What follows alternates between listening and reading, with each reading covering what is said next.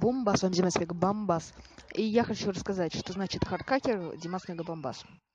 Короче, Димас Мега Бомбас это прохождение, а хардхакер это как что где сделать, что скачать, как сделать. Ну, вот так. Кстати, вы заметили, что сейчас было интро. Да, теперь мои ролики будут с интро. Я просто хотел посмотреть, как вы отреагируете, если у меня не будет интро.